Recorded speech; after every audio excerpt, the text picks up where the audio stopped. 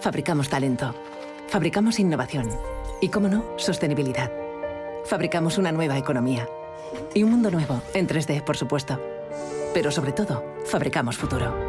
Y es que fabricamos empleo para más de 137.000 trabajadores. Fabricamos oportunidades globales de negocio en un espacio de más de 10 millones de metros cuadrados. Y fabricamos servicios de vanguardia y ventajas competitivas para más de 175 empresas. Consorcio de la Zona Franca. Fabricamos oportunidades para tu futuro. Welcome to D-Factory, the factory that develops talent, technology, innovation, and of course in the heart of Barcelona. After all, D-Factory is consolidating Barcelona as a European capital of development for Industry 4.0, for digitalization, for transformation, creating 1,500 direct jobs and 5,000 indirect jobs in the city, close to the metro, the harbour and the airport. And promoted by the Consorcio de la Zona Franca de Barcelona.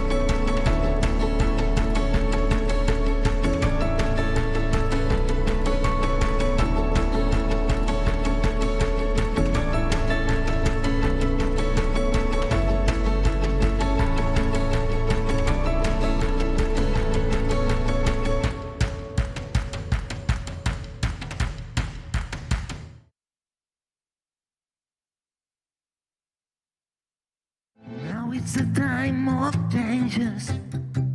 Now is the time to move on. This is the time for solutions. Feel the motion. BNEW is born. BNEW, none of you. Now I'm connected to you. BNEW, none of you. BNEW will do it for you. This is the time for solutions. BNEW is for you.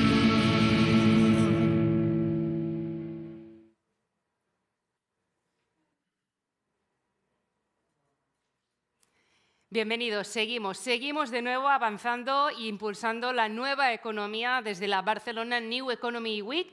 Y si antes hablábamos de que hemos tenido récord de visitas a través de nuestra web online y también en este fantástico plató del D-Factory con todo este público que nos acompaña, también tenemos que recordar que BNEW es mucho más y es también networking. Por eso tenéis la posibilidad de establecer una agenda B2B a través del canal digital, pero también desde este D-Factory Barcelona, el mayor nodo de la industria 4.0 de todo el sur de Europa. Por lo tanto, tenéis la oportunidad de encontrar vuestro target específico para impulsar vuestros negocios. Bien, nosotros seguimos desde el plató Invest, seguimos hablando de inversiones y ahora es el turno de saber hacia dónde van aquellas tendencias que pueden sernos útiles para promocionar esta nueva economía que ya es una realidad desde el BNEW. Esas tendencias a nivel también de las inversiones extranjeras directas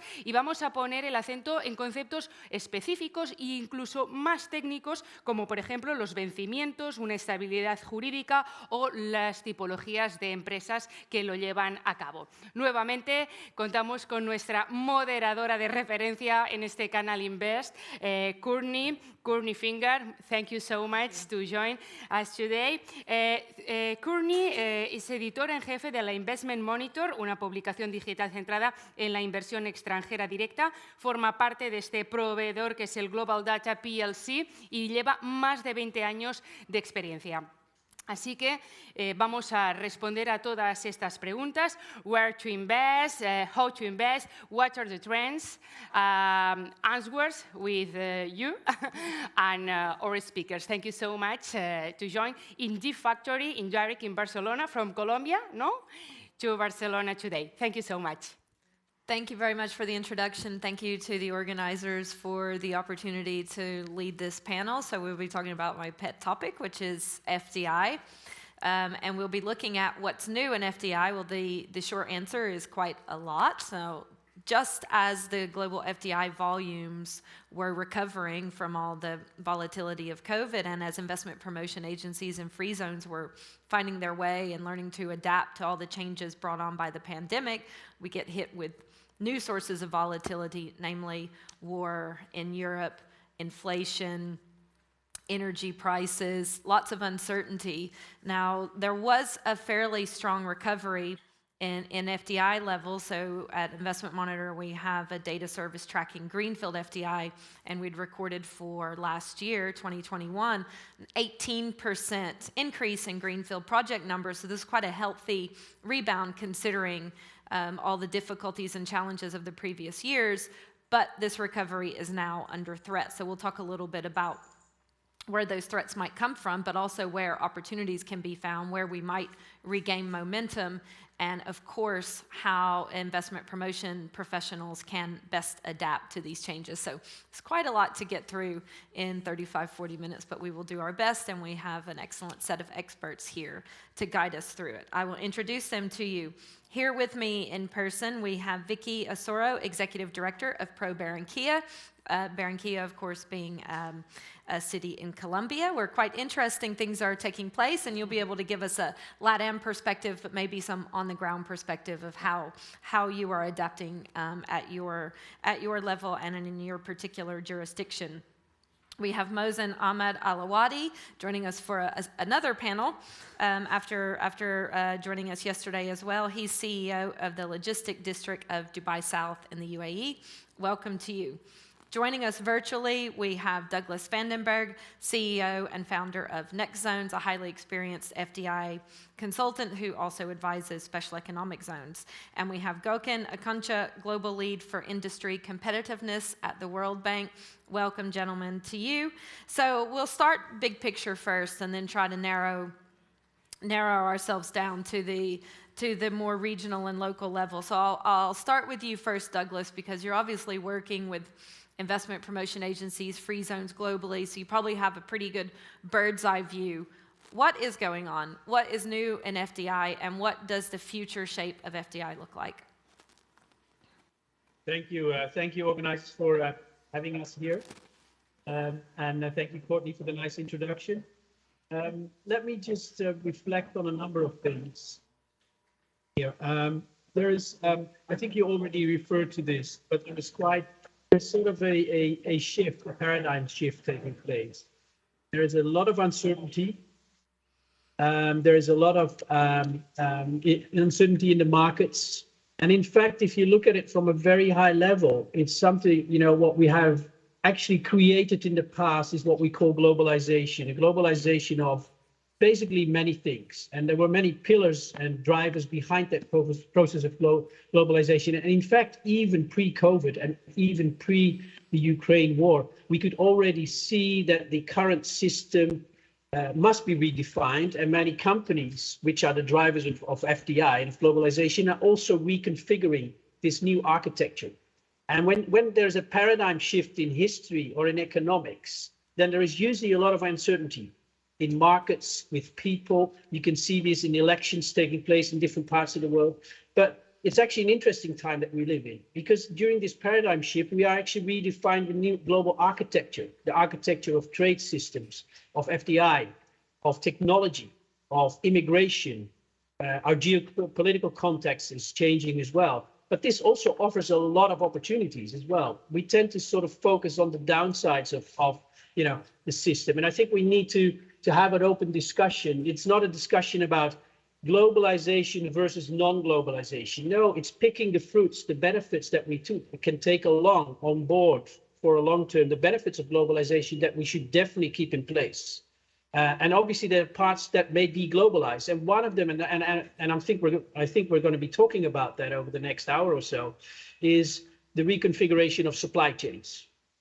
When companies speak of supply chains, of network optimization. Governments speak of global value chains. but we're all sort of all the same language. So let's keep it simple and see a reconfiguration of supply chains. So that offers opportunities for other parts of the world and also for emerging and developing countries. And even the terminology, emerging and developing economies, is changing. What is really an emerging economy? What is a developed economy? If you look at the things going on in Europe these days with energy prices and the food security, this is testimonial for some of the developing and emerging economies. So that is blurring our boundaries and the concepts that we use. So supply chains are getting shorter. If supply chains are getting shorter, this offers opportunities. Think, for instance, for Europe, about North America.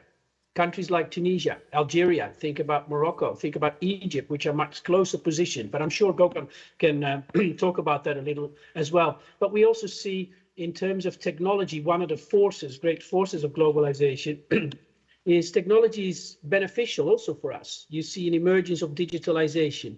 And in fact, you also see an emergence of Industry 4.0 technologies. Industry 4.0 comes in cycles, in waves. And it's one of the things that we've been working on in advising a number of countries to think about how can you really benefit from all these new technologies. Think about quantum technology, cybersecurity, artificial intelligence, the metaverse, biotechnologies. The future of energy is in fact an interesting discussion also for IPAs to be involved in.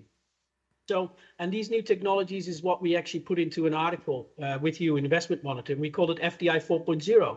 And FDI 4.0 is basically FDI within those technologies. And these technologies have not really emerged into sectors or industries. They're sort of activities. They are much smaller. They're much more specialized. It's done by different players.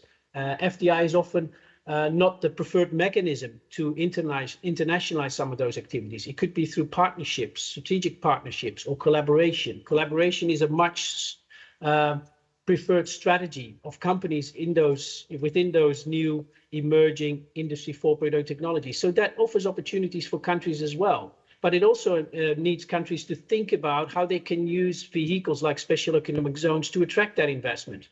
For instance, investment within those technologies looks at partnerships with university, looks at having an ecosystem, an innovative ecosystem in which startups or incubators can thrive.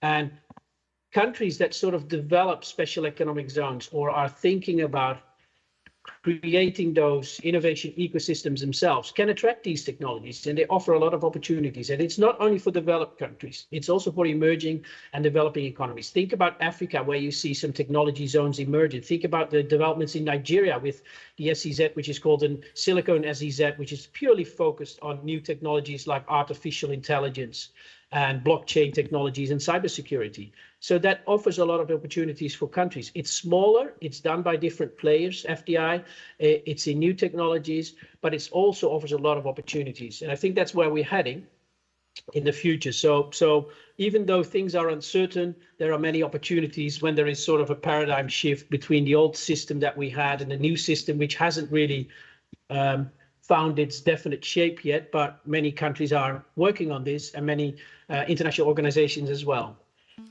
Thank you. Those are the opportunities that you have. Thank you. Thank you very much, Douglas. That sets us up very well to delve down into some of these big trends a bit deeper. I'll turn to Gökhan now. Gökhan, Douglas mentioned just now about technology zones in Africa, and also some of the implications potentially for developing and emerging countries if we are to just stick with the typical classification. I know you spend a lot of time working in Africa, for example. How do you see the challenges and opportunities for emerging countries from some of these big changes that we're seeing? Oh, I think we're not hearing you. Thank you, Courtney. And first, thank you, BNEW, for inviting us to this very interesting panel, and apologies for not being there, missing this fantastic opportunity, but I hope to be there the next time. Douglas mentioned some very interesting topics on paradigm shift on globalization and redefining and redesigning the market structure. And in that, actually, there is a lot happening in Africa.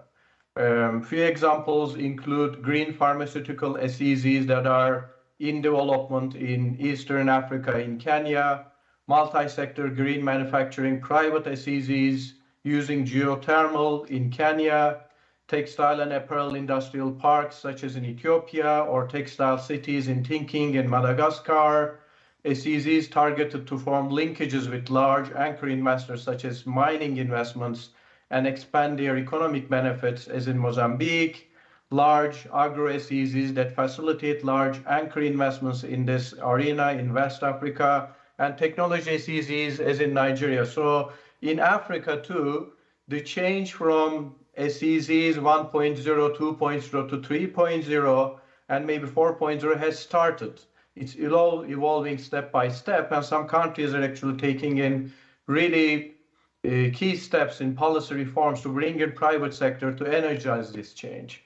And the zones actually, SEZs, provide a fantastic opportunity in this mezzo space between economy-wide reforms and firm-level reforms to help open markets for private sector investment using hard and soft policy reforms. That actually enables bringing together an ecosystem on south side, hard and soft infrastructure in a certain location to use the competitive and comparative advantages of a country to redefine its market in the value chain that is targeting and actually enable the investments in that value chain. And in doing that, actually, a lot of the trends that are shaping these opportunities needs to be considered. There is declining trade intensity, as you know, in goods and growing trade in services.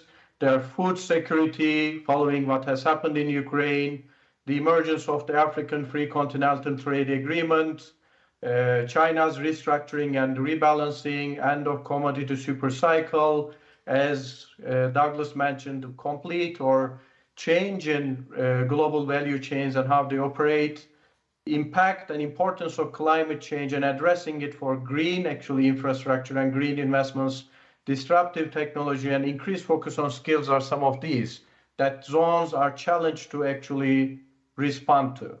And a lot of the lessons, especially in Africa, that we learned from the earlier EPZ type approaches actually are really important to take a step back and then apply in responding to these trends, especially in Africa, but many developing countries. And these are really the need to develop a clear vision and objectives as part of a national economic growth strategy, focusing on really market demand and understanding the value chains that the country wants to target and the new shape of demand impacted by global trends, climate change, shocks such as in Ukraine, and maybe COVID-19 type pandemics. And what is also really important, I think, and this has been happening significantly during the last 5 years, is the change of mindset to investor servicing rather than really focusing on, developing hard infrastructure, the concrete itself.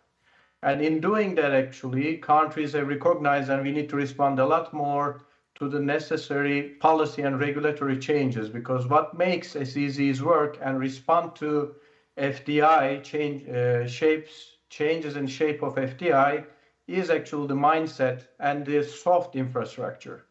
And I think a lot of countries are also recognizing that we need to do our homework. It's a great opportunity to transition to what I would call industrial infrastructure 3.0, but we need to think about ex ante in detail on value chains, market demand, crisis response, and resilience as an important component of the development, not as an add-on.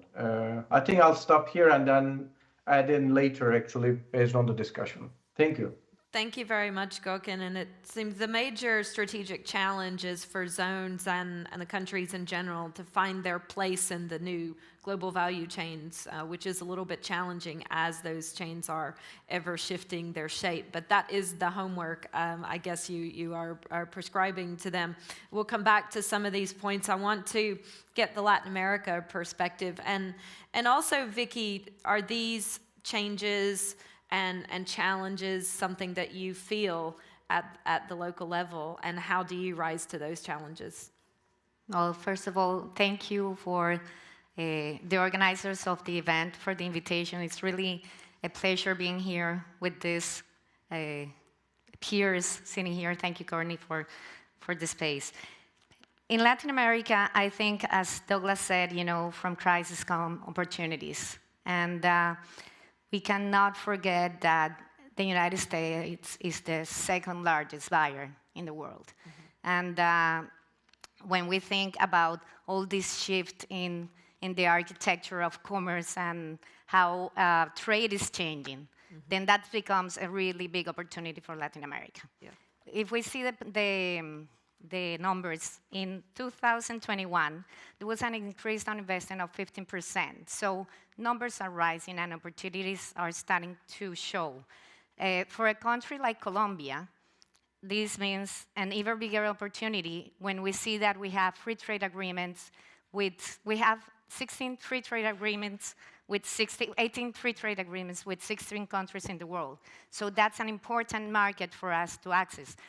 Barranquilla, which is in the north coast of Colombia, it's very close to these markets, and we can access the United States in no more than 4 days. So the city and the country have to start preparing to take advantage of these new opportunities. But it's not only the trade, it's all the other changes and things that were mentioned by my peers before, and it's the focus on sustainability. And it's not only how do I get to the market, but how do I get to this market in a more sustainable way. And that's how Barranquilla is preparing. And there is a focus on becoming the first biodiverse city in Colombia. And there are many things going on to become that.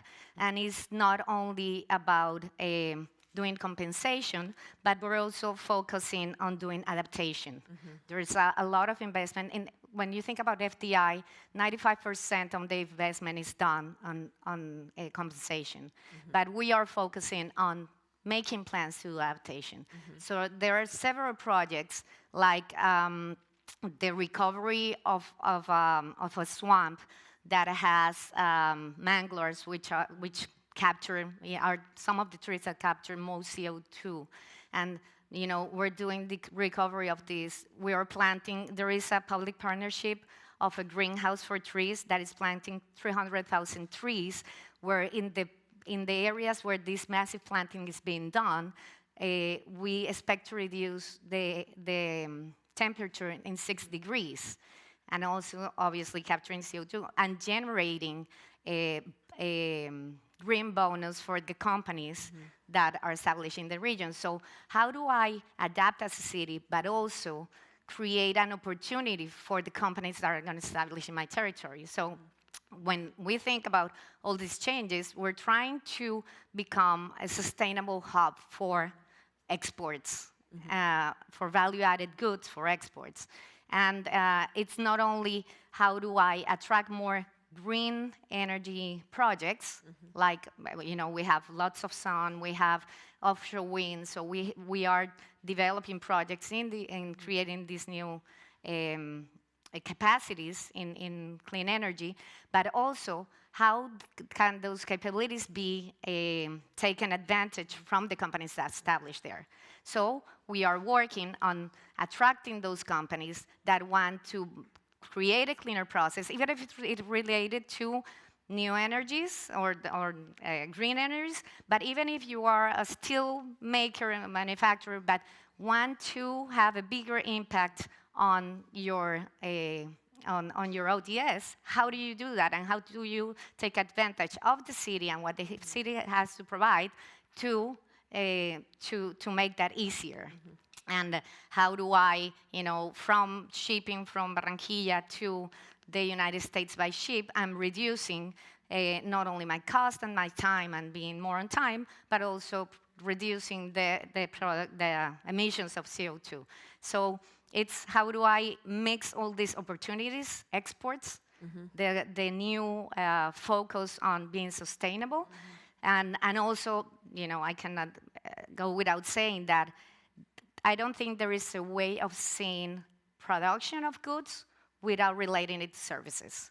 And especially, in the world, in the actual world where the technology is transforming so fast, this goes hand in hand. So obviously, we also need to have all the people get ready and prepared to have those the labor force prepared to attract those services that are related to the sectors that we'll be focusing on. Yeah, they're quite joined up together. It's useful that you mentioned some of your sustainability projects, because there's obviously there's interest in investors in investing in SDG, Sustainable Development Goal friendly projects, but often a dearth of investable projects. So it's good if you can play a role in actually providing some of those, because the interest is there, and that is a major driver of FDI. I want to hear from Mohsen about the Mideast and Dubai context. So Dubai is arguably the FDI city of the world, typically attracts the most FDI at a city level, so you have a major role to play in all of this. How are these big changes impacting the position of Dubai, and maybe in particular some of the supply chain reconfigurations? Thank you, Courtney. Again, thanks for the organizer for having me here. I'm just going to, the slogan that we all been hearing beginning of any of these sessions is sort of, now it's the time for change, or basically for also the solution. I think that's exactly what's happening with the FDI. You know, we saw, like what you mentioned, Curtin, in the beginning of your talk, that there was a sort of an increase in the FDI, and 2021 was sort of maybe it was a glimpse of a sort of a hope after COVID. But of course, with the recent event that we are seeing, that took a sort of a different turn. But what I look at it, I mean, it's any FDI that wants to come into the region, you got to look at it from different aspects. So there's a regulatory aspect that the government set that needs to be in line so that it attracts FDI. Obviously, the stability, the aspect of the country that the FDI is going into, that will affect. So these are what I would call the soft infrastructure, in the hope that you would get the funding to do the greenfield, the hard infrastructure that will go into the countries, and like how Vicky mentioned, is to create jobs and obviously in the trade. Yeah, I mean, quoting some of the FDIs, yeah, Dubai was probably on the top of that chart of the number of FDI on the greenfield that was attracted. And I think that was predominantly, again, going back to the way the country responded during the COVID. When things were shut down, we slowly ramped it up, and it allowed a lot of sort of companies and organizations to rethink their positioning, to sort of using the sort of the gateway. We saw a huge influx of people from Singapore, from India, moving their offices or sort of moving their technology aspect of it to Dubai, and predominantly because life was getting back to normal in a very short period. We all stayed safe. We all came out of this COVID. As early as last week, we're not doing a screening anymore, so that's a great sign. So things have relaxed. Now, I think the interesting part, the position of Dubai when it comes to this is the leap that you can get into a bigger sort of a zoning area. I mean, we always talk about within the 4 hours, you're going to get to 1/3 of the world's population. And if you look at that, that's the 1/3 that is probably also growing faster. It's got a very young population. In particular, if you look at Africa, you've got Egypt, like you mentioned earlier. You've got Nigeria that's growing very fast, both in terms of population and I mean, the new president of Kenya, or his team, I had the privilege of being with them during the Expo 2020, was you could see the vision. These guys are setting up to change the way they are. They're not. I don't think Africa should be looked at the way. Africa is the new sort of the power. That's where it's going to be the growth. That's going to be where things will probably be moving a lot quicker, because they're starting in the very sort of the greenfield. And the elections, like you mentioned earlier, or maybe what Douglas mentioned actually, that you're seeing new governments coming in, new people that are very much focused on securing manufacturing in their country, securing jobs for their people, improving their life. I know this might be a slogan for any government to come, but you see that live in some of these countries that are happening. Africa will have its own challenges because the growth you see, South Africa, Egypt, Nigeria, it's on different corners. What happens in between is to be seen.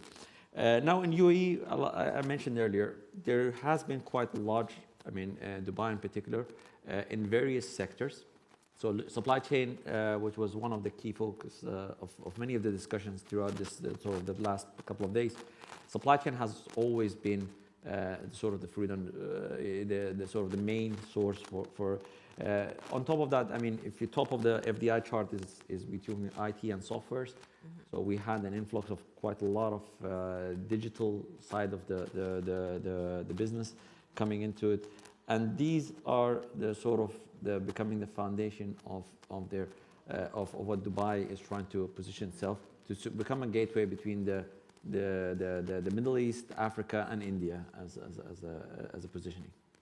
Yes, thank you. I always joke sometimes that every investment promotion agency has their version of a map that shows that the world is globe, actually revolving around them. And Dubai is arguably in the position where that's vaguely true. Yeah, we've got to thank God for that. So for positioning us where we go. Exactly. I want to return to this issue of elections because I think it's quite interesting, and I want to ask Douglas for a take on this, because what we've seen is actually a wave of populism and a bit of protectionism coming into a lot of major FDI destinations. And Douglas, you talk a bit sometimes about globalization and the future of globalization. Do populist movements and some of the new administrations that we're seeing in major countries around the world threaten FDI or the typical FDI model? I know it's a bit of a hot potato, but catch it. Sorry? It's a hot potato, but I want you to catch it and answer anyway. Yeah, I think any company that invests in a new destination, or even at home, you know, even a small investor, or even yourself, when you invest money into something, or even purchase something, you want to have some transparency and predictability in terms of the quality of the product. And that's the same with FDI. Investors want, you know, they want some form of predictability, stability, and transparency in new policies or in a new government. Elections are actually very detrimental for FDI. They hold up FDI decisions, and usually because everybody's sort of waiting for the new government to take place. And especially if it's sort of a government that's taking place in which the formation of a new cabinet or a formation of new ministers takes very long, then obviously you hold up FDI. And one of the things that I've been seeing over the last 25 years is that FDI tends to be very politicized and very political, and it shouldn't be. FDI is about investment decisions, and obviously a regulatory environment is important, but the regulatory environment should be putting in place a predictable system of rules and regulations and a transparent system, and especially keeping it simple. Sometimes regulations are made for the sake of regulations, so they're missing the opportunities that are out there. And I think that's very detrimental. And when you talk about these new political cycles, I think that the uncertainty, if I take Europe, for example, what's taking place now, look at some of the former Central and Eastern European countries, and this is regardless of what is taking place in Ukraine. But they are finding, you know, there are a lot of uncertainties. And if I look at the clients that I work with, they all say, you know, what's going to happen? Are they going to stay within the EU? Even think about a country like Italy these days. There's a lot of uncertainty in which direction the government is moving. Will it stay within the EU? I think we've seen what happened in the UK after Brexit. It delays FDI decisions. So having more certainty is definitely an important prerequisite for FDI in general. But I think in terms of one thing that I wanted to mention in listening to the former speakers, I think many IPAs and SEZs have focused on the big players over the last 20 to 30 years. We all pride ourselves in saying, you know, we've just attracted some of the Fortune Global 500 companies or the Forbes 1000 or 2000 companies, but there is a huge layer. And I think these big players are responsible for a large chunk of FDI in trade, especially intra-firm trade is done through the system and transfer pricing systems of multinationals. But we've also seen that some of these big players are like oil tankers. They can't really move. They're not very flexible. And they're obviously not always the pioneers in making investment decisions. They're not the ones that usually go to the new destinations. Usually they wait. They have shareholders. So if they make too exotic decisions in terms of FDI, and we've witnessed this. I know examples where multinationals said, no, we're not going to that place. I know it's a very pioneering and promising destination, but everybody else is going to location A or location B, so we should go there as well. And in fact, it didn't offer the best opportunities. The reason why is because they're afraid. You know, they have shareholders, shareholder value is important. So for IPAs and SEZ, and that's the point I'm trying to make, there's a huge layer underneath it, which is small and medium-sized enterprises, and especially in those new technologies, which Vicky and Mohsen and Gökhan also mentioned, that offers a lot of opportunity. So identifying the smaller players that need different support by an IPA and by an SEZ could be very beneficial. And they also have investment plans. They obviously are willing to do a more follow a more pioneering path. So that offers a lot of opportunities. Thank you very much. And Vicky, is this something that you're tuned into? Do you have much of a focus on small and medium-sized companies? Yes, actually, we're focusing on complementing the value chain. And not only, you know, I think, you know, it was mentioned, every destination thinks of dreams of the big player landing into their territory. And obviously we target those. But we are very focusing, if we really want to have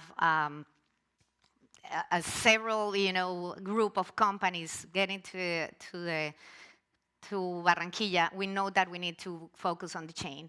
And not only because, you know, it's easier and they have the flexibility to move, but because that also consolidates us as a cluster. It's not a company, you know, a country that has X company, but that is focused and have the different capabilities in a specific sector. It goes a little bit of what I was saying on, we can not only focus on manufacturing, we need to focus also on the services related to that sector. So, you know, if we think only about the big player, we would be doing the same thing. So we definitely are trying to attract those medium-sized companies that are more flexible and that will complement the value chain. Yes, and I guess that also must include encouraging development of local companies as well that can then play a part in partnering with some of the foreign companies that come in.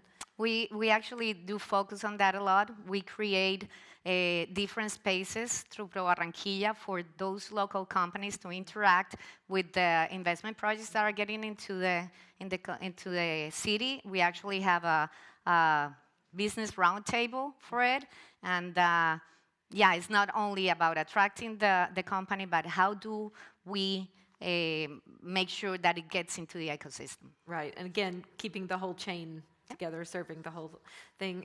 We have a few minutes left, but I want to give Gökhan a chance to play teacher a little bit, and I know you advocate a strategic approach for special economic zones in order to enhance and increase their competitiveness. For those watching who are involved in this space, what is your main advice? How to kind of surf the wave of some of these changes that we're talking about? Thank you, Courtney. I don't know why I'm playing the teacher role always. I think we need to switch. I need to get a fun role.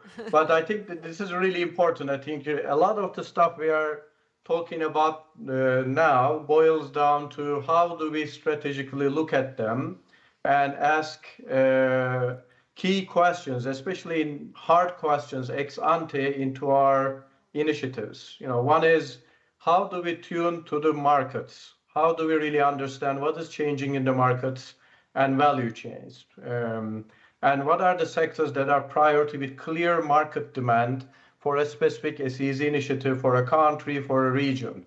And in that, what are the key challenges and market failures in these value chains the ecosystem should tackle? In some cases, this may be hard, basically, infrastructure like energy needs, but in most cases a combination of hard and soft market failures.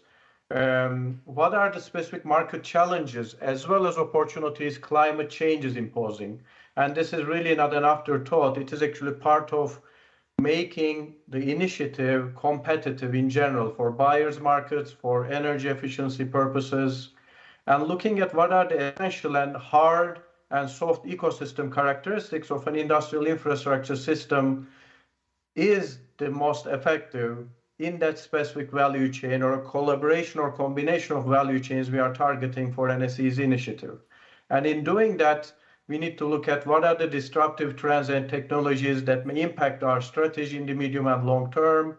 How do we maximize relevant institutional capacity and coordination across several policy groups within a government, from taxation to labor to environmental and social issues to trade issues, and bring them together for a coalition that will make these initiatives work.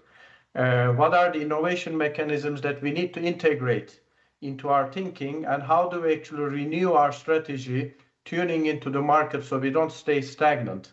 And this is where most of the failures happen, where a country or an initiative stays stagnant at a certain time, stuck on basically a certain value chain, and they can't renew themselves and adjust to the new realities or restructuring of the markets.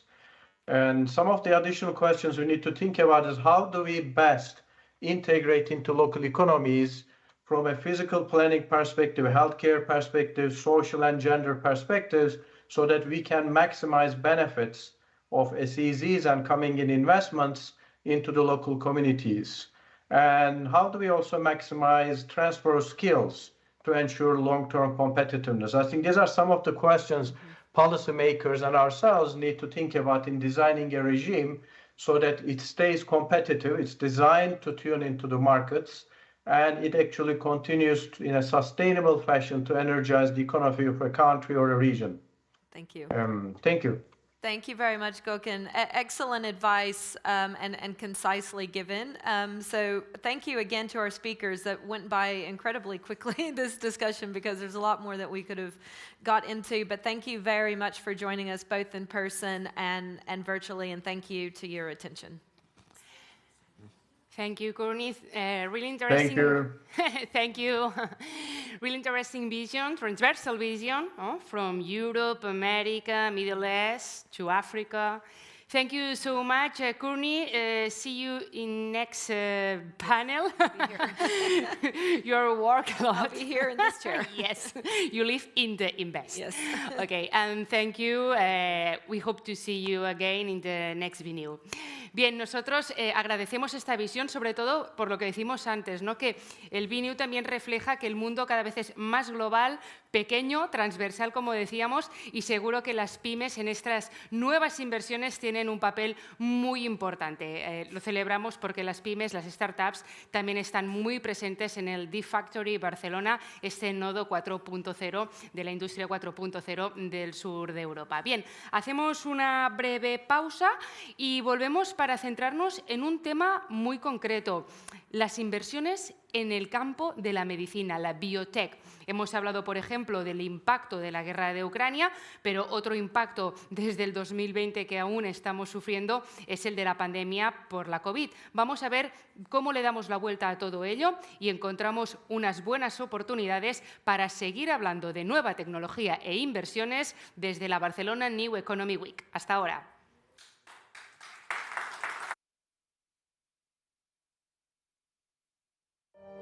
Fabricamos talento, fabricamos innovación y, cómo no, sostenibilidad. Fabricamos una nueva economía y un mundo nuevo, en 3D, por supuesto. Pero sobre todo, fabricamos futuro. Y es que fabricamos empleo para más de 137.000 trabajadores. Fabricamos oportunidades globales de negocio en un espacio de más de 10 millones de metros cuadrados. Y fabricamos servicios de vanguardia y ventajas competitivas para más de 175 empresas. Consorcio de la Zona Franca. Fabricamos oportunidades para tu futuro. Welcome to D-Factory, the factory that develops talent, technology, innovation, and of course in the heart of Barcelona. After all, D-Factory is consolidating Barcelona as a European capital of development for Industry 4.0, for digitalization, for transformation, creating 1,500 direct jobs and 5,000 indirect jobs in the city, close to the metro, the harbour and the airport. And promoted by the Consorcio de la Zona Franca de Barcelona.